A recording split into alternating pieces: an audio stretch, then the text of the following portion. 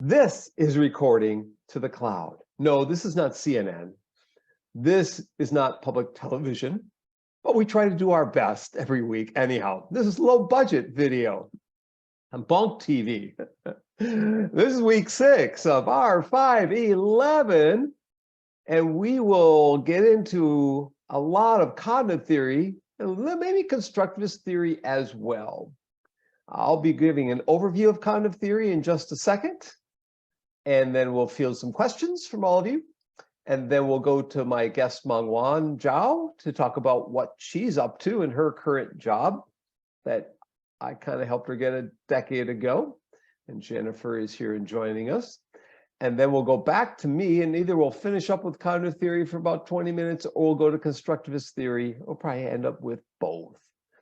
For me, this is kind of fun because my graduate training was kind of in cognitive psychology, and everyone at the time that was happening were quickly becoming constructivists. The historical lineage of psychology went from Wundt's lab, which really said introspection, looking inside one's mind, to behaviorism, to cognitivism, to constructivism, to social constructivism, to social critical theory, and on and on and on and on. And here we are today. Some might say that connectivism is a new theory, and we could maybe talk about that the final weeks in here, whether or not connectivism is in fact a theory that we need to pay attention to. And even if it is a theory, I am going to share my screen, but I'm going to have to optimize my sound and so forth. And then I have to show all windows, and then I have to pray that I got this right. I did get this right. Okay, I'm going to show a couple of videos. If you've been to the class syllabus, there is a link to my shared online videos for learning theories. And just to give you a sense of things, if you go to that, and it might be right at the top. Let's see here. If it's not, I will send it to all of you. I don't see it. I'm quickly looking. So when you get to it, you can get to all sorts of videos on behavioral theory, social learning theory, which I might talk about. I haven't been doing social learning theory the past couple of years. That's Bandura's theory of how we learn from vicariously watching others get reinforced. And it's an important theory. And I think I might try to at least touch upon it. Cognitive information processing we'll do tonight, and then we'll move into motivation and meaningful learning, schema theory, Piagetian theory, constructivist theory and situated learning, more constructivism, and on and on and on. Well, there are videos. I'm sorry if I'm scrolling too fast. There are videos there that you could watch that would explain most of the theories that are out there. I'm going to there's a couple of quick ones, just a warm-up videos here that get at cognitive theory. And so, Kristen, can you hear this? Billions of brain cells. Did you hear that, Kristen? Yeah, it's clear. Thank you. Are not done forging links with billions of other brain cells.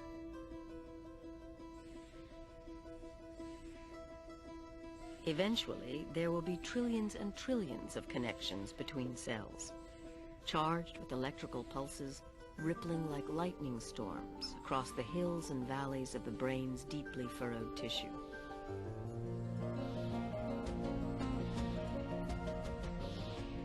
Every cell in its place, every link between cells carefully organized. Nothing random, nothing arbitrary.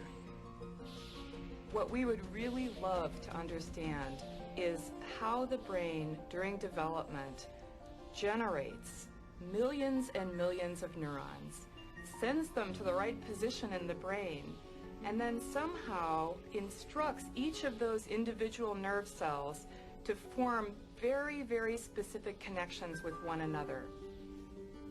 You can think about development like a play that follows a script that is written down by the genetic code, but it has no director, it has no producer, and it has a bunch of actors that have never spoken their lines before. Despite all this, you pull the play off. To me, that's a miracle. So that's the first video of 3 that I just got queued up, little short ones, just to get us thinking about the brain tonight. When we learn something new, neurons in the hippocampus forge strong connections, by sending electrochemical messages across the tiny gaps between them, called synapses. Essential to the strength of the connection is the movement of electrically charged particles of calcium drifting through the synapses. When the particles stream into a neuron, they trigger chemical changes that make the connection more reliable. The calcium flows through a molecule that's the gateway to the neuron, the NMDA receptor. That's the second one. And I'll sneak out of that and go to, well, I'm actually not going to show the third one. So there are a whole bunch more. And there's a couple on Rain Man, who you probably have heard of. You've seen the Dustin Hoffman movie. And there's other ones on people who have super memories, and some on people who have lost their memories. And basically every day is a new day.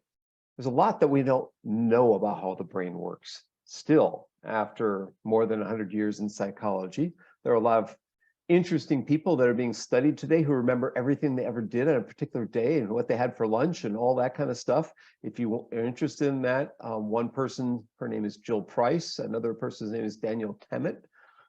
Jill is an American. Daniel's in the UK. Daniel's book is Born on a Blue Day. I forget Jill Price's book, but I actually recommend it.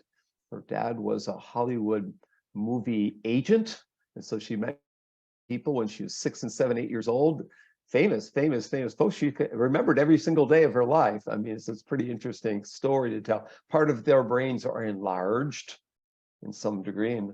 And Daniel Tammet has autism, and I think he had a seizure, and some things got intermixed so that he sees numbers as visual images, and he can like count pi out to thousands of digits and all that kind of thing. He invented his own language, a Icelandic type of language. He can do mathematical feats like multiplying 10,492 by 11,894 and give you the answer just like that. And the guy's pretty incredible. Those videos I could show, but I think they're going to, for the sake of time tonight, so I'm only going to do a brief entry into cognitive theory. I'd rather hit some of the research and what it says about information processing and things that are more aligned with what instructional designers or learning designers, learning experience designers have to do. By the way, last Saturday's show in my podcast was on what learning experience designers do, LEDs. And so if you're interested in the notion of a learning experience designer, you might look at that podcast or webcast. And next week we have Afghani women who are in Bangladesh who escaped right before the Taliban took over, and they're in a master's program in education. So we'll hear what the Asian University of Women is providing for folks that are refugees and people who are left behind and so forth. It's going to be a fascinating show too. And just this afternoon, I got an email from my friend Brian, Brian Alexander, and his show this week is going to be about a guy who wrote a book, or has a website and podcast show, What I Should Have Known When I Became an Instructional Designer. And so it might be interesting to watch that special on Thursday. I will send that link to everybody. I'll send all those links after class to folks. And my slides are posted to Dropbox. And before I get in here, I want to make sure we're at 7:15 already. Mangwan's coming in 15. Does anyone have a quick question for me about any logistical kinds of things or anything they're uncertain about? Give me a thumbs up if the answer is no, you don't. I do have one question. Yes. For the assignment that's due this evening, is it okay if we do it singly? Do you prefer that we partner up, or if you haven't decided by this evening, yeah, that came up last week several times. And as I said, most faculty really recommend collaborative experiences, but I don't require it. So there's always a recommendation because you can gain a lot from it. But I realize people have hectic work lives and schedules. Many of the faculty teach asynchronously, and they find that the collaboration provides the engagement in their courses. Whereas I have these synchronous options, so I think we can get some engagement with others through this means, but there's nothing, both are viable and important. So that reminds me in this recording, that assignment is due Saturday night with a 5-day grace period. So try to get it to me so that I can be looking at it on Sunday and so forth and on through. Okay, let me go to my slides and Tiana's shaking her head. Oh no, Dr. Bonk, you know. I was getting ready to say, Kristen, it's not due till Saturday. I thought it was due on Saturday too. And then he said a couple minutes ago, like, oh, with the extension, it's due on Saturday. And I was like, I thought it was like due on Saturday. Yeah, if you look at the syllabus, Policy. yeah, the grace period, if you look at the syllabus, it says today, Uh-huh. and it says 5-day, so it can be turned in. The thing about the reason to do that is if I get some early, I can grade them and I don't have to get them all at once, right? Saved by the grace period. Yeah, and everybody pretty much takes the grace period. Okay. Not all, because some people have things they want to do on Saturday, like maybe watch women's basketball, or I don't know if they're even on Saturday, but they're on tonight, a big game tonight against Ohio State. So we will try and get, no, I don't know if we will get done before the game's over. Anyways, this is called CIP theory, cognitive information processing, and it leads us to constructivism, which really is, I have 3 lectures or talks about constructivism, so it must be kind of important in my list of things that you should know about if I'm going to talk about it 3 times, but we'll see what I actually get to. So we're not just looking at a change in behavior anymore. We're talking about the changes in internal mental functioning, which is what those 2 videos had indicated. We want to help wire up the brain so that knowledge is not just available, but it's accessible. It's not just tip of the tongue knowledge, but it's something we can get at and use. There are many problems in behavioral theory that behaviorists even admitted to. Computers and different forms of technology, chatbots and so forth, computer log data, have opened up the black box a bit and let us explore inside. Think aloud protocols, thinking aloud and retrospective analyses, verbal protocols as data enable us to understand a bit what's going on inside. So interview processes, computer log data, eye movement, keystroke mapping, like my dissertation, are all ways that kind of can help us understand the cognitive and metacognitive strategies that a human might undergo in solving a problem. There are 3 main parts of the cognitive information processing model. And by the way, the model itself was developed by Alan Schifrin, who's a former faculty of the psychology department at IU. So you might see Atkinson and Schifrin in the information processing model over and over and over. Well, I once tied my shoes in the gym, sitting next to him, and got to ask him questions. He was working out before me or after me, I forget which, but I have met him on 2 occasions. Pretty famous guy, and he's known for this model was, in its prime in the 60s, and 70s into maybe the start of the 80s. And then people started thinking about other learning theories like constructivism, social constructivism, and so forth. But we have a sensory register which stores everything for a brief moment in time, very brief flashing moment. Then we can have our workbench, our literal short-term memory, our working memory that is available to us as long as we're thinking about things. We can attend to 7 plus or minus 2 things at any point in time, and therefore our telephones, our numbers are 7 digits long. And that's one of the reasons, maybe. And then if we think about it long enough and we connect it to what we already know, repeat it enough, it might get into our long-term memory and storage that's there in a more permanent. So sensory register is a virtual copy. It's virtually unlimited to whatever is around us, available to our senses, right? But only very brief kinds of things, very, very brief traces of that information. If we attend to something long enough, it can go into our working memory and we can start using that information in our problem-solving processes. And if we chunk that information together, such as remembering our telephone numbers or remembering digits in a mathematical equation according to our best track times or basketball percent, whatever, if you're trying to link it into what you already know and chunking that knowledge in, then it becomes easier to recall a lot of information. So my daughter's phone number is 219-4444. Very easy. My number is 322 Curt, 812 area code, and so forth and so on. So we chunk that, like IBM is International Business Machines. We don't have to remember International Business Machines anymore. We've chunked that information together.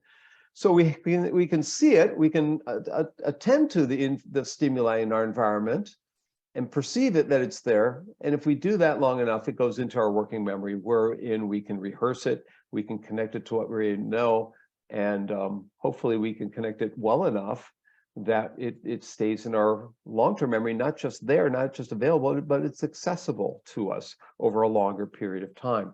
If we then think about what metacognitive aids or strategies we might utilize in trying to turn that from working memory into long-term memory, well, then we have to start thinking about planning skills, summarizing, meta memory, meta monitoring what it is that you know, so that you, in fact, this is also called the little man in your head, or little person in one's head that kind of turns on and off the switch. I'm not sure that's a good analogy or not, but we have capabilities to reflect on our thinking, to think about our thinking, and then to call up the strategies that we need at certain points in time, when and if we do need them to solve a problem or enter into a situation and so forth. And I've already mentioned what short-term memory is, and the rehearsal process there. The possible outcomes, we either purge that from what we've seen, or we rehearse it over, or we transfer it into our long-term memory. Again, it's more unlimited in fact. So is our long-term memory unlimited. And so, we can look at numbers, and I could put different numbers and have us try and memorize that. Normally I go through a whole sequence. I just put a couple and then have people remember. You'd have a lot of difficulty remembering that one, Tiana. I'd have to go back for a few seconds for Tiana to really look at that. But the point is, she probably had a pretty easy time with this and a little more difficult with these. So, there are limitations on what we can attend to, what we can rehearse, and so forth.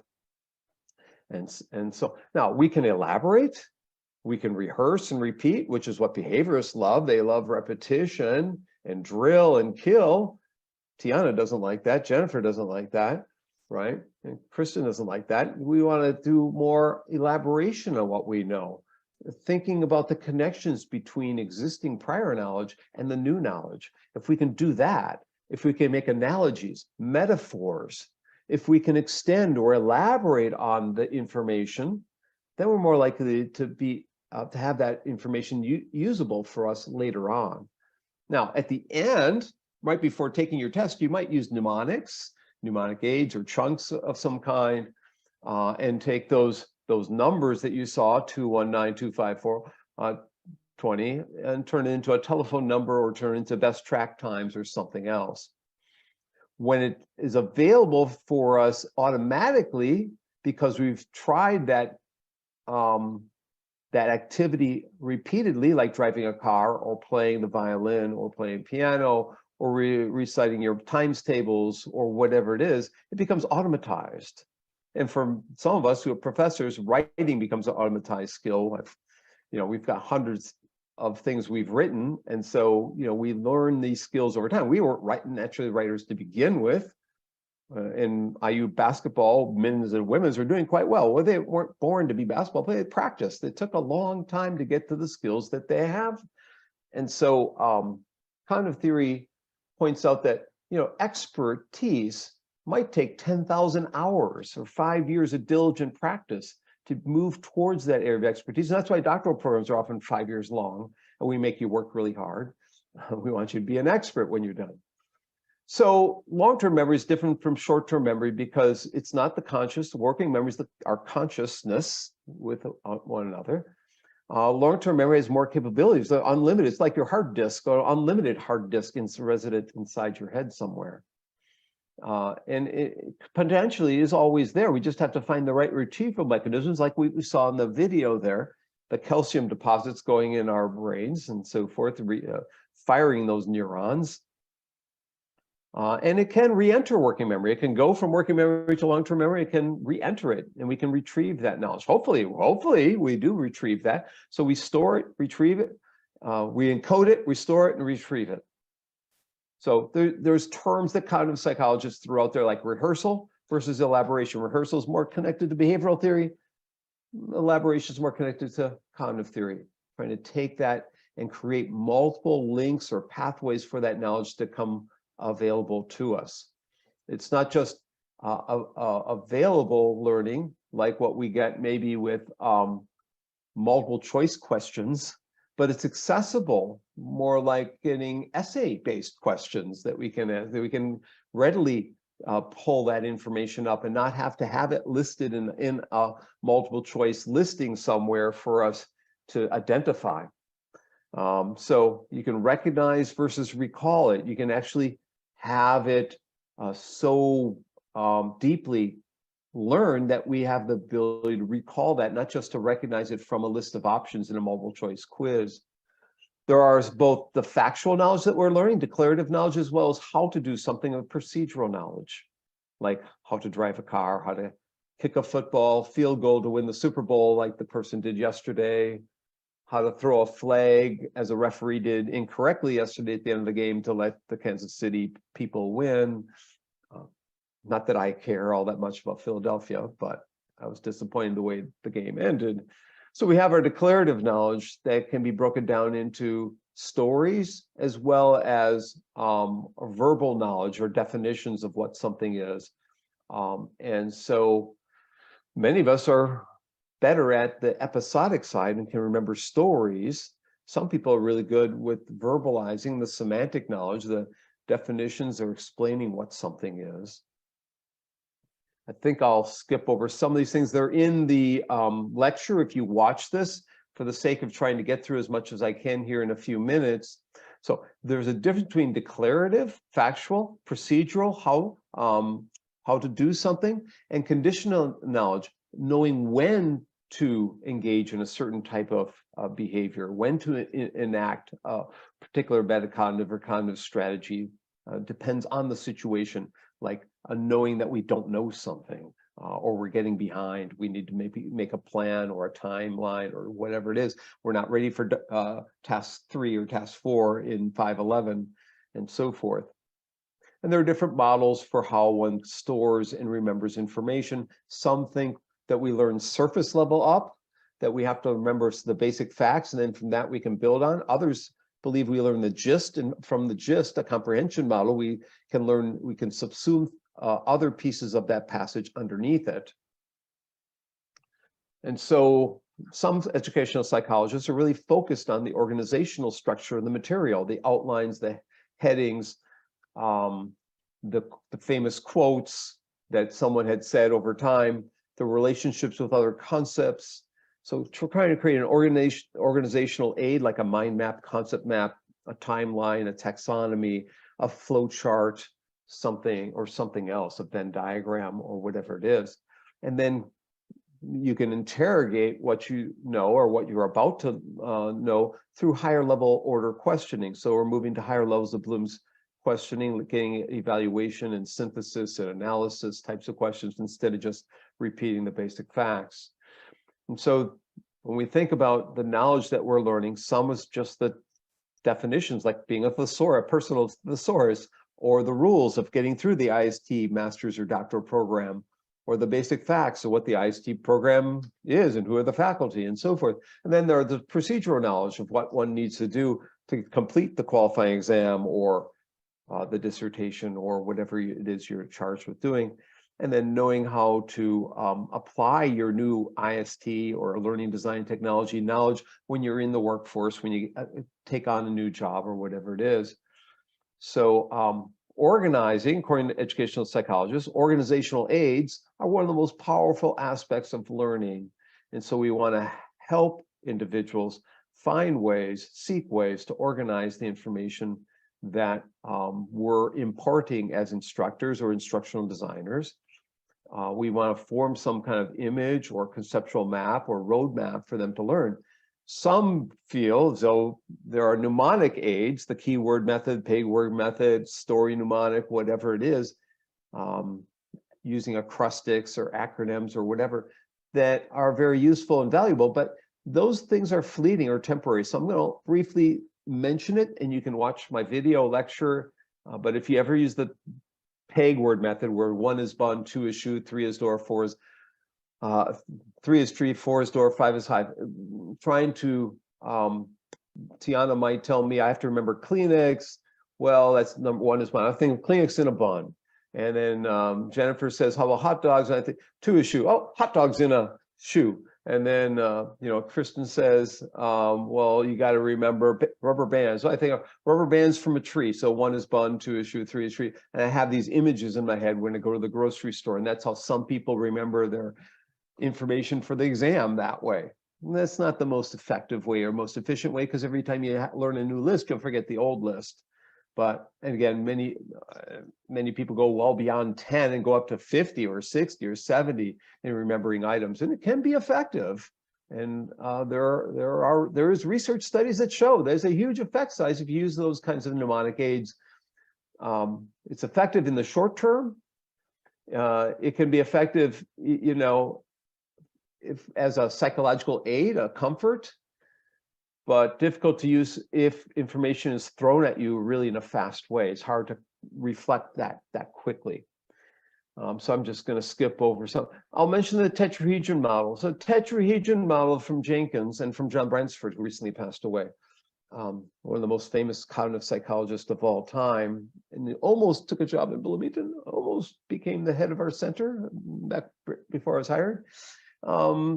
John Bransford and Jenkins point out there are only 4 things that really foster learning, or you can think about in terms of the learning environment. You can think about the learning activities, rehearsal or elaboration or whatever, or highlighting or whatever. You can think about the critical tasks. Is it problem solving or problem finding or recall or recognition? You can think about the traits of the learners coming in, their attitudes, their prior knowledge, their dispositions, and so forth, their age levels, their psychosocial needs, their well-being, and then there are the nature materials. Are they virtual materials? Are they haptic, interactive, games? Are they text-based, video-based? Those 4 things. And if you notice, it's only the only one sometimes teachers have control over is the one on the left. That's the learning activities, because the materials are often bought by the school system, and the Department of Education decides on the critical tasks, and the learners are the ones that show up in their class. So I have a class called 546 on instructional strategies, and that course we get at what the learning activities that we can engage students in. I'll skip over that. So knowing when and how to apply the declarative and procedural knowledge that you have is extremely important. That gets at metacognition, reflecting on your thinking, but also knowing when to utilize those strategies that you learned. There's Jill Price. That's her book, The Woman Who Can't Forget. Highly recommended. The Woman Who Can Never Forget What She Had for Lunch on January 3rd, 1984, or on January 3rd, 1998, or on January 3rd, 2002 and 22. Anyways, there's another gentleman in La Crosse, and there are about 60 people documented who cannot forget anything on any day. That'd be kind of scary, and I'd be schizophrenic. In fact, Mary Lou Henner is among those people, and she was in a television show that talked about that. So if you're interested, and I could have you remember a list of items, I could give you so much time to remember it, and then we could recall it. And I normally would, if we had a 3-hour class, we could go through the list. And if people tie emotions into certain items or make a story out of it, they tend to learn things better and recall it more. And I could have you recall it and write things down. We could use mnemonics to write things down. I could tell stories about all sorts of things, including my favorite taxi cab drivers. This guy in 2006 picked me up and took me to National Institute of Education in Singapore. And then when I got back in, I was looking, or got back outside, I was looking for a taxi. Out of 10,000 taxis, he showed up again. So I took his picture with me. I took a picture of this guy in Taiwan. He got my duck that squeaks, what do you call it? The squeaking duck, not Peking duck. And that's 2006 in Taipei, after what was a very memorable speech. So I took his picture to remember that day. This guy, my driver in Vietnam, I took his picture before leaving Vietnam. Then this guy in Chiang Mai, Thailand. You know, I have all these stories. I can call up all sorts of stories. This guy driving me around Taiwan, or the guy in Vietnam was so scary. Anyone driving in Vietnam is so scary. Oh God, motorcycles, bicycles, trucks, people almost dying every second when you drive by there. Oh, actually, that's Malaysia guy. Okay, that's the Vietnam guy, and that's another Vietnam guy, and that's a Chiang Mai guy. Anyways, I am going to stop here because Mong Wan is probably with us. So this is all going to be one recording tonight. This is part 3. Those of you watching the recording later, part 3 of 3, I hope. And I hope someone out there in the ether is watching IU basketball, and hopefully the women are beating Ohio State. And if they're not, don't let me know. And if they are, don't let me know that either. I don't want to know, but I do want to know when we're done, and I'll look when we're done. Anyways, if you're not familiar, IU is ranked number 2 or 2 to 3 in the country, and the number 2 team, LSU, lost on Sunday. So today's the rankings. I'm not sure where they were. You could probably look that up. It's the highest they've ever been ranked ever. Women's basketball, they're quite good. Okay, Amelia, Kristen, Nader, Tiana, Jennifer, anything you want to get to? If not, I'm going to go to share my screen and see what comes up. Let's see if I can do this without nixing everybody out of the system. All right, there's where we are. Okay, great. So I had this little memory test, you know, and I said, you could count the number of syllables in the words or attach emotions to them. B words might be something you attach emotion to. When I hold up a car, it says blanket or typewriter or jello. And it's cognitive theory shows that when you attach emotions to something, you'll tend to remember it more than if you attach a number to it. Just, it's a standard cognitive psychology test that's been done over time. Some people might chunk these words together. Some people might tell a story. Some people might remember more words at the beginning or the end. That's called a primacy and recency. Primacy means the first couple of words. Recency means the last couple of words. There are different kinds of memory effects that could take place, indicating what words would be most prominent in your recall. If you're like me, you probably can't remember too much of what you had for lunch yesterday. You probably didn't have lunch yesterday if you're like me. You just had a bunch of berries and carrots and celery sitting next to you. I guess that we could call that lunch too. What psychologists, cognitive psychologists in particular, have pointed out over time, in particular Alan Pavio at in Western Ontario University in London, Ontario, looks at dual coding theory. Alan Pavio is also well known for mnemonics and bizarre mnemonics, and showing how the more bizarre the mnemonic, the more likely we'll remember information. I had a chance to meet his daughter and son-in-law at a conference in London, Ontario, about 15 years ago when I spoke there. He had just recently passed away, but I read his work in grad school, and what he says that we have 2 forms of representation in our memories. We have the verbal track and the imaginal track. I think we also have a chronological track, a time date stamp for all our encounters in life. At least I recall things on a timeline or according to dates, and the same with those people who remember everything they had on particular dates. So, you know, words that we can more easily imagine, you know, take a picture of or create a figural image of, we're more likely to remember them. He created dual coding theory. He proposed that if we store things both in an image, a figural image, as well as with text and verbal memory, that will more likely to recall that. So we have 2 possible tracks to store and then to in turn retrieve it from. So it's important to have both verbal memory and to remember the definitions of something, but also to visualize a instance of that particular concept or theory or person and so forth. And we try to interconnect those two systems by, through this information processing model, that we attend to certain information, visual or verbal. And if we store that or rehearse that or elaborate on it long enough, we can store it into our long-term memory space and have two different tracking mechanisms to pull that back from. And we have our executive control, our executive monitor, which is also called metacognitive aids, to in turn plan, monitor, summarize, supervise, in effect, just monitoring the entire system.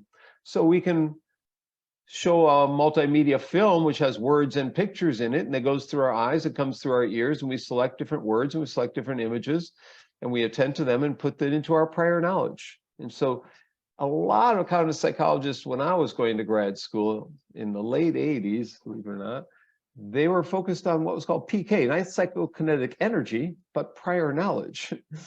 Now maybe psychokinetic energy and trying to get some balloons that are flying over, Alaska and whatnot by aliens to come down. But I digress. But PK is extremely important. Some people build their entire research career on trying to understand students' prior knowledge and the use of their prior knowledge and the impact of prior knowledge on additional learning. And in effect, your Piagetians know that as schema theory, and I'll get to Piaget next week or the week after. So, this is really the cognitive theory of multimedia. So Richard Mayer at UC Santa Barbara, who was a guest in this class a year and a half ago, who you can watch in the playlist, he's in the syllabus, has popularized Alan Pavio's theory about dual coding by trying to look at different forms of media, different instructional delivery elements, and how they're paired up together with one another, how visual images and the words might be effectively integrated within an instructional design sequence. And he looks at the timing of it and the personalization or conversational tone. He looks at all sorts of things. In fact, he has 7 things that he found to be the most important elements. Here he's talking about the 9. Let me try and get rid of this window. I have a hide floating controls. There we go. So he has an article with Moreno on 9 ways to reduce cognitive load in multimedia learning. That I think is in Dropbox. I think it's in your articles for this week or one of the weeks in here. You'll have different articles from Richard Mayer. He is the most famous educational psychologist as of 20 years ago. He's always gotten more famous. He's got the highest Google Scholar ranking of any psychologist that I know of. It's just out of this world. The guy does he's extremely prolific, let's just say. And he has this article's in for this week. So if you're looking at week 6 articles, article number 1 by Silber and Fauché. Rob Fauché is a former student of IST who won an Outstanding Alumni Award. He was a guest in this class 2 years ago. The second article is by Richard Mayer, who's a guest in this class a year and a half ago. The third article is by Tom Duffy, who is emeritus faculty of IST. So this week's replete with connections to the IST department. Brent Wilson, University of Colorado, Denver, was a guest in this class a year and a half ago. That's article 4. David Jonathan, article 5. He's been mentioned several times in here, constructivism and authentic learning. Towards a design theory of problem solving. Rand Spiro, who's a University of Illinois person, we still read him. He's moved to Michigan State. He's into a cognitive flexibility theory, like learning through case-based learning in different cases. And if we learn enough cases, we'll see the themes in those cases and have richer knowledge to retrieve things from. Article 6, John Savory, an outstanding alum of IST. He got the Best Dissertation Award 25 years ago. A good friend of mine, he spoke in this class a year and a half ago. He talks about problem-based learning. And then number 7 and 8 are just videos from me on cognitive theory and constructivist theory. There's lots of good stuff in week 6, in week 7, in week 8. I mean, this really exciting stuff, and what I dig in a little more on things. So Mayer talks about 3 assumptions about the mind, about the dual channels of processing information, having limited capacity, and the more actively we process information, the better. And I've got to click on this to move. So we have a verbal system. It stores words and sentences and so forth. And basically he's saying humans have 2 different systems for representing information, verbal and nonverbal. And multimedia can help. The way we create our instructional design approaches, we can minimize the load, the cognitive load on the learner, so that they can attend to more information and organize that information and select information in an efficient and productive manner. And so it's really important to engage the learner by providing an organizational aid, some kind of coherent structure for them, finding ways to help them integrate the knowledge that you've taught them, and so forth, to get them more active. Now, here's his 7 principles out of 9. He has a multimedia principle. Narration and animation is better than just narration alone, okay? So to see something happen as you hear a narration can more concretize things and solidify things internally for someone. Spatial contiguity principle. If you present something on a computer screen rather near the text, that's better than far away. So that's a duh finding. So having the text go on the screen when you hear it or when you see it, that's more effective than separating the 2 elements. The temporal contiguity principle. Present corresponding animation and narration simultaneously rather than successfully. I just basically said that. Then the coherence principle. Don't do too much. If you try and have, like my PowerPoints used to be like 59 things flying at you and zooming off into the world and animate, just jumping up, and it doesn't work. To have limited multimedia, just have words and sounds, is better than words, sound, and video. To just have sound and video is better than, animation, sounds, and video. So you don't want to do too much to the learner and overwhelm them. Present animation and narration rather than animation and on-screen text. So he found in his research with many people, or they found, that certain types of media work well together, like animation and narration. Redundancy principle, and I mentioned this already. Basically, animation and narration works better than animation, narration, and on-screen text. And then having a conversational tone.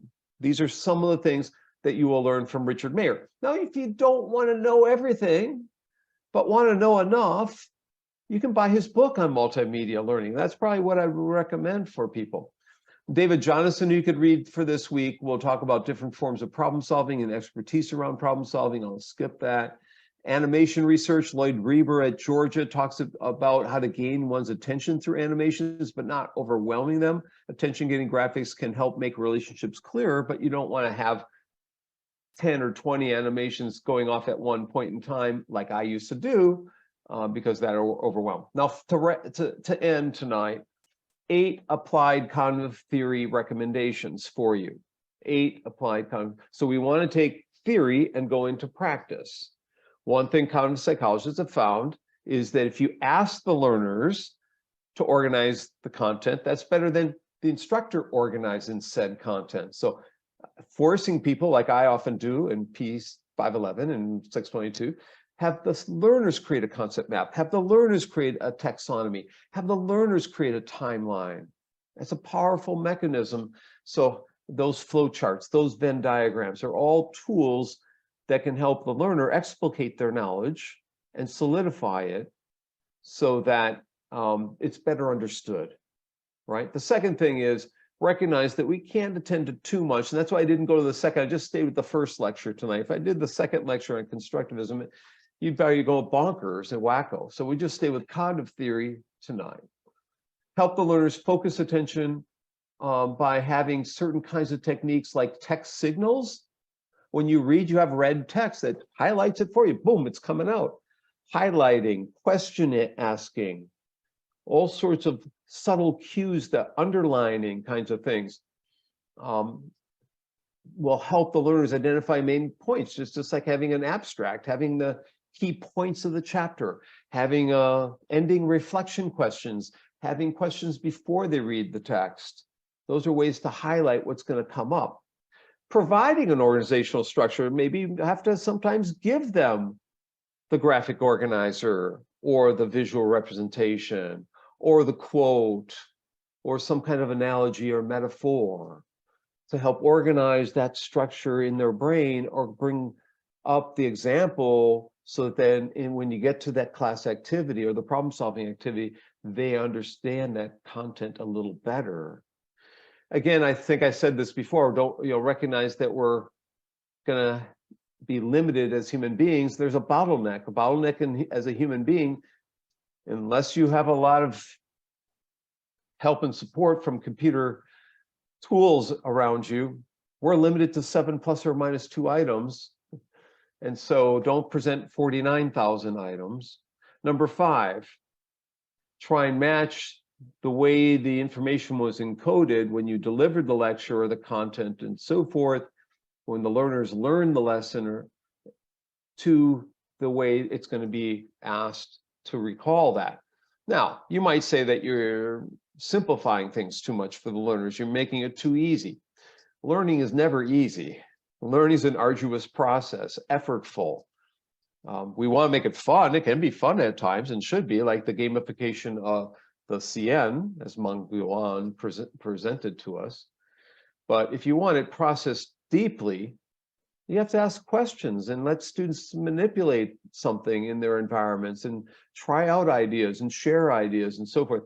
Number 6, provide opportunities for both learning it with an image and learning the words, the sentence, the verbal information, and clarifying something. It could be just simple weather patterns that you're showing an illustration of the gigantic winter storm we might be having next week. I don't know. As well as explaining that winter storm that might be approaching. I don't think we're going to have one for a while. And then let students practice to try it out, see if it works, try out the skills. We talked to a couple Brazilian and people in Bogota, Colombia, instructors last week for my research, and they talked about the importance of letting learners try the skills out that they were teaching. One was teaching art, another one was teaching finance, one was teaching digital marketing. It didn't matter. They all want to create techniques for the students to try it out. They were developing massive open online courses or MOOCs in South America, and that's what I'm studying. And then number 10, help learners become self-regulated, let them select the appropriate strategies such as summarizing, questioning, planning, paraphrasing, clarifying, predicting, all sorts of things that you want them to do. And so what can we do in the classroom based on this theoretical approach? So you can go to my video. I go through some of the same things, only a little more depth than that. I'm just going to pause here and just say the articles this week are all good. You won't find a dud anywhere. And so, you know, they're all keepers. And Rob Fauché, John Savory, just they're alums and they're interesting people. I mean, they're really good people. And you're worth, you know, at least opening a page or two and having read. John Savory was studying PBL, problem-based learning, before he dissertated. And so he knew more than most faculty when he was dissertating on the topic of problem-based learning. It was an interesting dissertation defense. He won outstanding dissertation, but initially flunked his defense and had to redo it, even though he was so smart, even though he got outstanding dissertation award, because we knew we could push John to do more. He had moved to Denver right before dissertating and didn't have access to a library. So he thought he could footnote some of his references and we wouldn't let him get away with it. He thought he could cite his own work. And we said, no, you have to cite more than your own work. And so, you know, even success comes in stages. Even people who are highly successful, you can read out there, they have failures. We all have failures and flaws and things we wish we could do over. And John's a dear friend right now, dealing with cancer of the spine. He's trying to overcome, as he just retired from the University of Akron. And he's out in Arizona, out in Arizona now, and I've been corresponding with him. He's overcome a few setbacks, not just this cancer one, but one before it since moving out. But he had a brilliant dissertation, and we made him work for it. And everyone works for it in some way, shape, or form, and pushes a little bit. You push the envelope a little bit. We want to get you to the edge of what you can do. Our goal is not to push you too far beyond. We want to find that happy zone where we can get you just doing a little bit more, and exceeding beyond your expectations, right? To have you. So it's called proleptic instruction, teaching in anticipation of competence. You don't want to just teach from what people already know, but you want to teach from what you think they can know and can do.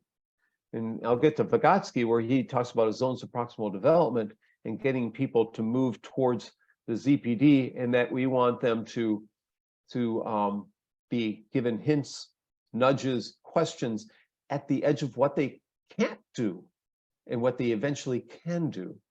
You want to push to that edge, not give them questions on what they already can do, because that's fossilized skills. Well, that's taking cognitive theory the next step. And we'll be taking cognitive theory the next step. It looks like I have 3 lectures on constructivism. So it looks like maybe the next 3 weeks, and authentic learning. So we might be talking about authentic learning, constructivism, cognitive apprenticeship for the next 3 weeks, and Piagetian learning, and all sorts of things. Any comments or questions about what was discussed tonight?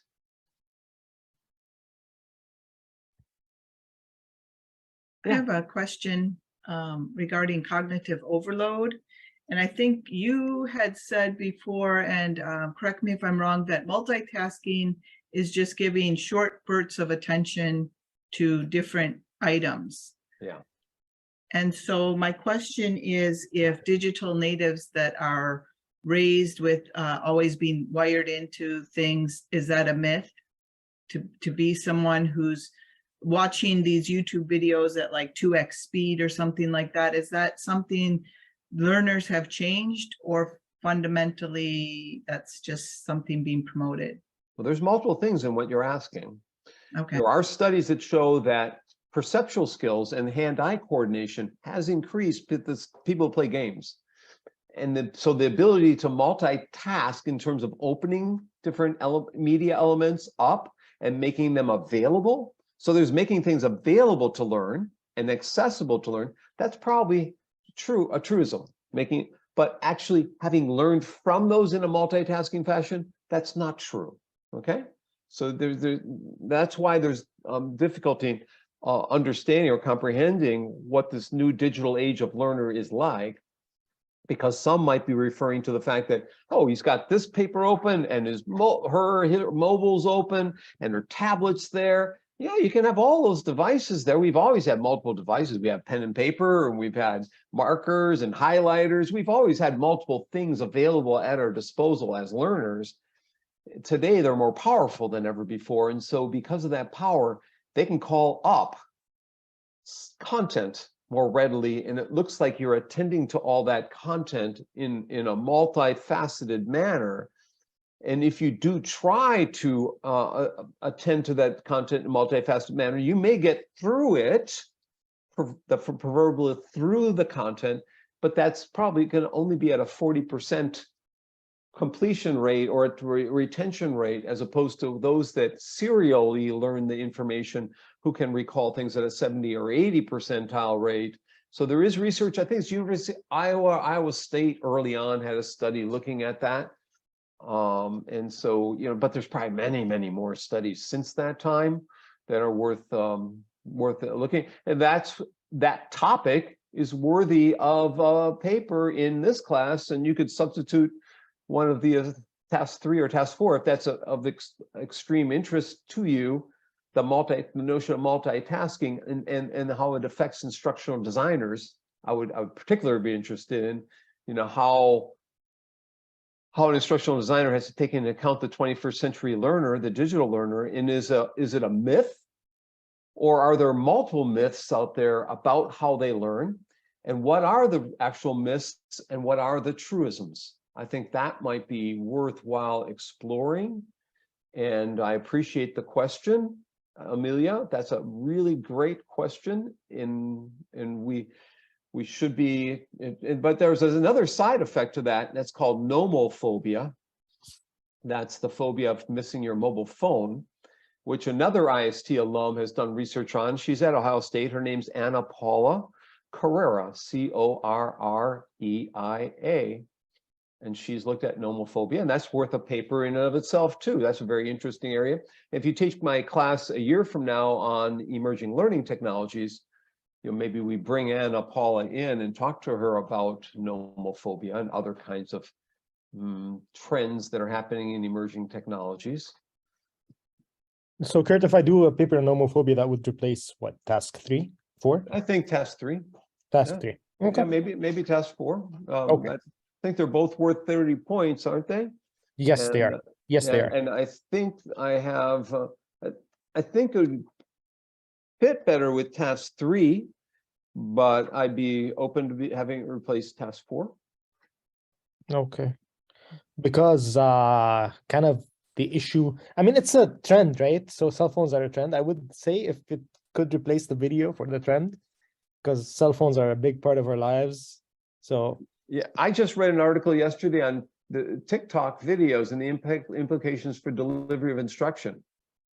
And now it's being banned in universities, but I'd be open to TikTok as how it can be used in education, how instructional designers could embed shared online I've been videos. wondering about actually, is this Be Real trend, which I really hate? Like at 2 p.m., everybody freezes, snaps a picture of themselves and keeps going. It's like stuff you see in sci-fi movies. It's crazy. They're almost like cyborgs. Yeah, it's like we're walking, ding, Be Real. Everybody stops, pulls out their phone, takes a picture, walks and continues their day. It's like, They have you try. ever seen the movie Idiocracy? This is going on. I swear, this is like, yeah. So they're trying to create a community that is really a fake community. Yeah, exactly. Yeah. If it was family-based and small group, I could understand if you have real close friends. But if it's a anybody, anywhere kind of thing, Anybody, anywhere. but a 1 or 2 times, that'd be okay. But if they're doing this every day, I have, psychological issues with that. And Tiana's laughing because she's doing it every day. No, no, she's not. But I'm sure she sees her students walking through Luddy Hall, holding up their cameras all the time. I don't know. She doesn't know what they're doing there. That answers a lot, because I'm always wondering why people are like always just snapping, and it could be of nothing. I mean, I watched my high schooler do it when we're driving down the street. Of nothing. And I'm like, really? Yeah, exactly. Well, guys, anything else? This is great. Both questions. So there are limited topics that you could be doing papers on and the reflections or activity. It doesn't have to be a paper. You could interview people who are doing this and write a little research up about it, or create a video clip about the young digital learner and how they learn. I mean, that would be just as useful as any of these other topics. In 6, 7, 8, a lot of people's final assignment is interviewing people in their local work environments, trying to explain how new technologies are being adapted in the real world by their family or by their employees or by their colleagues or whatever, by multiple generations of learners, 10-year-olds, 20-year-olds, 30-year-olds, and 4-year-olds, so forth. Yeah, these are great. Both of those are great questions to end with tonight. Does anyone have a great question to end? A third one? I'm scaring people from asking. They go, "Oh, I don't have a great question. I don't know. Please." So how about a great compliment for Mongwan on tape here, since she's not here anymore? Anyone want to say anything about Mongwan? That was really informative and fantastic. And yeah, she was a great guest speaker. And I'm glad that she was able to come back to our class. But I was nervous the next classes, if you keep, like you say, asking her and asking her, she's going to get tired out or something. But really fortunate that she spoke to us tonight. And with all the screen sharing, we got to actually see the platform explained at the same time, which makes it so much easier to understand than just reading a paper about it. Yeah. Well, last time she went into too much detail, as she said. she went really into the little nuts and bolts of every tool in there. That, oh, this is a cool tool. Look at this one we just created. That's all great, but it was like a lot longer presentation. That's more for if we go up and visit in Indianapolis or something, you know, and want to, you know, have a lunch with all of them, which we did last year. We actually went up and shared, and we had a dissertation defense held up there too. So that was, we did double, triple, because we had social drinking afterwards. So it was a good time up in Indianapolis last year at the garage and at the AMP. There's two startup companies, one in an old garage depot, an old Coca-Cola factory, and you know, so two different parts. And one is minority-owned businesses north of IUPUI, and one is kind of like a lot of restaurants. You can order any food you want, and yeah, and it was really cool. It was really fun. Indianapolis is a lot going for it right now. You know, so does Bloomington. So, well, thanks for any last thing? Yeah, I agree that this lecture and this guest speaker was very informative, and we're fortunate to have been able to listen to the information that were presented today. Oh yeah. Yeah, she's organized. She was my TA as a master's student. Okay, that's how good she is. Oh wow. I normally only get doctoral students to be my TA. Her second semester or first semester as a master's student, she was my TA. It's only happened a few times. Yeah, she's good. She's good. I'm glad she came back for a doctorate. So I will stop this recording. Week 6, part 3, right